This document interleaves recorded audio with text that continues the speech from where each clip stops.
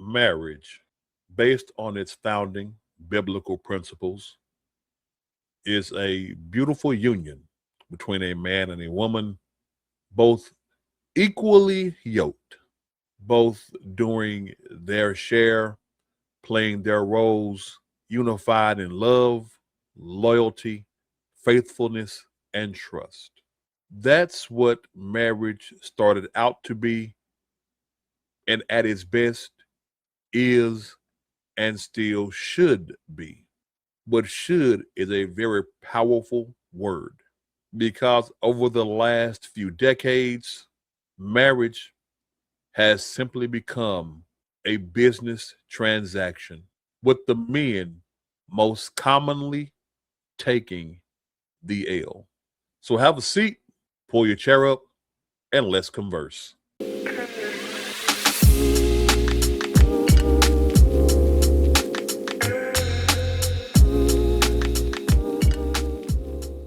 Welcome to On the Table. Thank you for joining me again for another little conversation. I am your man, Tucker, the conversation starter. And without further ado, let's jump right into it. Now, we all know who this man is, Mr. Dak Prescott, the quarterback for the Dallas Cowboys, America's team. Recently, he and his fiancee called off their engagement. It normally would not make news, but they called it off about 30 days before the wedding was to take place. As you can see here in Yahoo Entertainment, it says this. What made this news quite devastating is the fact that Prescott and Ramos shared two children. They'll now have to change their day-to-day setup as they navigate through this new chapter.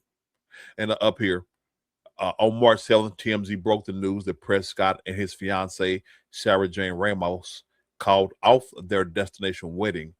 The decision was made just a month before the scheduled ceremony in Italy.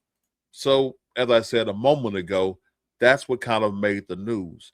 Sudden, out of the blue, there were never any reports of any kind of issues until this breakup. Here, TMZ reports, we're told that the relationship has been rocky behind the scene for months. But things came to a head with a blow-up argument at their joint bachelorette parties in the Bahamas. Sarah Jane called it off. The reality is, we're told the relationship is beyond repair. So the focus will be on co-parenting their two kids, ages 2 and nearly 10 months moving forward. Here is where things get a little tricky, because some of you may be asking, well, he didn't get married. So how does this relate to your topic, Tucker? How does this relate to marriage being a bad business decision for men? Allow me to show you this. Sarah Jane Ramos is setting the record straight. After it was announced that she and fiance Dak Prescott had called out their engagement 1 month before their wedding, Sarah responded to rumors that the couple had broken up over a prenup. Yeah, Dak wanted to make sure that what happens in half of all marriages doesn't happen to him. It makes sense to me. That he will be financially safe if the likelihood of a divorce arises. Now, reading on, because I really want to be fair here when it comes to this particular story, the Tampa Bay native commented on a March 9th Instagram post from the Speakeasy talk show in which host Emmanuel Alcho and LaShawn McCoy discussed the speculation, including a screenshot of a text which alleged Dak had been pushing for a prenup that Sarah had refused to sign. However, as she explained in the comments, this had nothing to do with a prenup. I hope we can put that rumor to rest now. It's bullshit. Yep, that's what I call it too. Because here's why. Let me jump back to the other article, to what apparently happened behind the scenes. According to page 6, there were ongoing infidelity issues for Prescott and Ramos prior to their breakup this month. Oh, really? Prescott was accused of having a history of communicating with other women during his relationship with Ramos.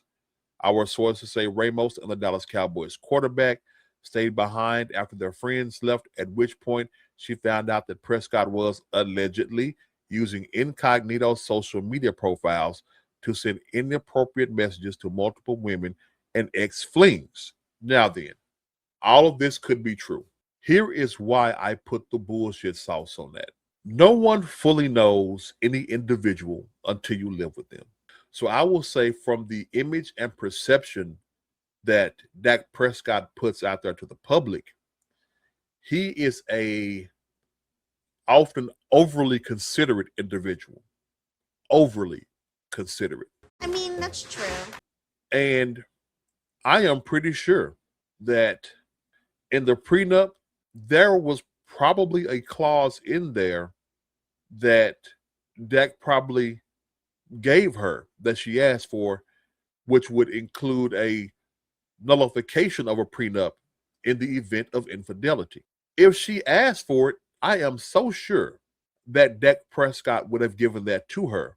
In a lot of cases, men will put that in there because, number one, if they don't, they know how it looks. They know what it is. Two, if they don't believe they'll ever get caught.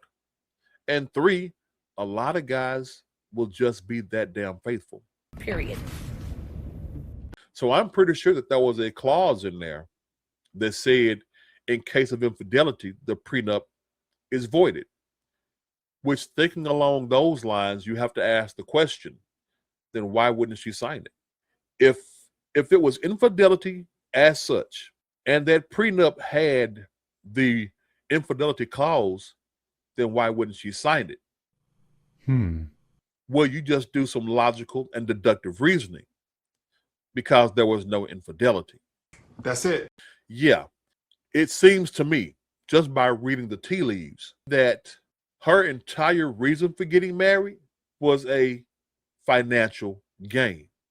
In my opinion, from reading all this and using context clues, it would seem to me that this was little more than a business transaction, disguised as love and affection. Because if it really is love, then signing a prenup would not be a big deal. Now, prenups vary, couple to couple, state to state. But let me give you what the intent of a prenup is. A prenup is intended to preserve the finances that both parties started the marriage with. Example, two wealthy people getting married. She's worth 30 million, he's worth 50 million. A prenup prevents either party from going after the money that they started the relationship with. If a divorce occurs in that situation, they only split the money and the assets that they got and gained during their marriage. And that's it. So he couldn't touch her 30, she couldn't touch his 50. That is more than a fair deal. I love a prenup. When I hit that kind of money and get married again, prenup on the table, just letting y'all know. That seems like a pretty fair deal, especially when she ain't worth that and he's worth far more. But he's worth hundreds of millions. She ain't. So don't you find it odd that this woman would not sign a prenup? We have no way of knowing for sure if the infidelity clause was in there, but her willingness to call it off under the suspicion of infidelity seems odd, because you will find other articles where she says that the infidelity had been going on for a while. Yep, that's right. As it says here, the Dallas Cowboys' popular quarterback has been accused of using an alternative social media account to contact women and flirt with ex-flings. Really? Check this next line out, because to me, this is what stands out. It has also been rumored that Sarah Jane Ramos knew about his infidelity, but stayed silent because of the family they had built. A couple of things here, because one of them deserves a whole other conversation. She says that it is rumored. Let me do it right. It is rumored that she knew about his infidelity for years. You knew then. And you did nothing. And yet she waited until 30 days before the wedding to call it off. But it didn't have anything to do with the prenup. Right. Because a cheater is a cheater. I know cheaters. They perpetually cheat. That's a fact. I don't get why all of a sudden, if the rumor is true, I state again, if the rumor is true, then why not leave? Which leads me more into believing that this is a prenup issue. And I am heavy on prenups, especially if you are a man of wealth. The reason I say it's a bad business choice is because if he hadn't pushed for it, which there have been screenshots, as I said earlier, if he hadn't pushed for it, I truly believe that she would have waited her precious time, just enough time to get just enough of his money to do what 70% of women do, and that's bail on the relationship, jump out of the marriage. And that's not an exaggeration. Women initiate approximately 70% of all divorces, a figure that rises to nearly 90% among college-educated women. Women frequently initiate divorce due to the heavy emotional burden of marriage. What kind of shit is that? I don't know. I don't know what the hell that means. Did all of a sudden the rules of marriage or the responsibility of marriage shock you? Did it suddenly come out the clear blue sky? As I told my ex-wife, and we get along wonderful now, but I remember telling her exactly before we got married that she wasn't ready. We went through with it, and guess what? She wasn't ready. And yes, she initiated the divorce. So you must understand that marriage is not anything to be taken lightly. And when you hit a particular tax bracket, it is in your best interest to look at it as a business transaction, because sadly, as the statistic just showed you, 70% of women do. That's a fact. Facts. They look for an out. They look for, and always the reason they give is irreconcilable differences. Let me show you what irreconcilable differences means. Yes, irreconcilable differences is the most common legal ground cited for divorce in the United States, used in roughly 60% of cases. It acts as a no-fault reason, meaning that the couple agrees the marriage is irretrievably broken without assigning blame, often to simplify the legal process. That's bullshit. That's just a fancy way of women saying, I don't have a good reason. I just want his damn money and I'm out. He's out of line, but he's right. Don't get me wrong here. I'm not one of those black pill tape boys. That's not me. I would love to be married again. I look forward to it, but I have been through this. I know what a drained divorce is.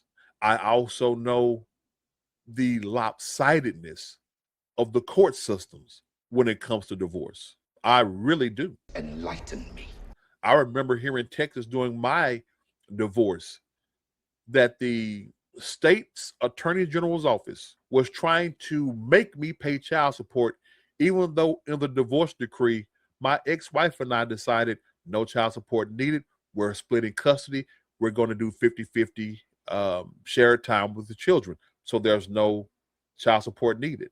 The representative from the OAG put a finger in my face, called me lazy, and said I need to pay child support. You done lost your damn mind. Even though the judge signed off on it, everything was done, he wanted somebody to pay some money. And look dead at me. Why couldn't it not have been her? It is a marriage can be a bad business decision for men. Please, go on. I have a cousin who got a divorce with reason. He caught his ex-wife cheating. In the divorce hearing, she went in and played a sob story. Oh, I'm not from this state. I moved here from my husband. We moved here together, blah, blah, blah. The judge ordered my cousin to move out of that house, find a new place to stay while she got 90 days to get her shit together, find a job so she can support herself. And not only did he have to find a place for him to stay, but he had to maintain all the bills in the place where he just got kicked out of. Damn! Yeah, just like that. She's the one who cheated. She's in the wrong. She caused this mess. And he's the one being punished. Marriage for men is a bad business decision. No. He's got a point. I don't say that to scare you. I say that in a very practical sense. That is simply what it is. It should be based on love, truth, faithfulness, honesty, all the things I said in the intro. But we have to be practical. Most women aren't looking for that. Most women are looking for an easy out, quick payday. It's a damn shame, too. Again, I am not saying this out of meanness. I'm not saying this because I hate women. I'm saying this as statistical fact that whenever a man gets down on one knee to propose to a woman, whenever he walks down that aisle, he is now entering a business arrangement that favors him to lose 70% of the time. I wish it wasn't so. But as men, we have to protect ourselves. So I'm with Dak Prescott. If you don't want to sign that prenup, then there is no marriage, because now I know that the marriage isn't for love or trust. It is for money. Well, that's it for my end. Thanks for sitting down and having a little chit chat with me. As always, I appreciate your time. Now, before you leave, don't forget to add your 2 cents to this conversation by leaving a comment. And if this talk was good to you, give me a thumbs up. If you really liked it, subscribe and hit the notification bell so you won't miss out on the next talk. Until then, y'all keep the conversation going. I'll see you.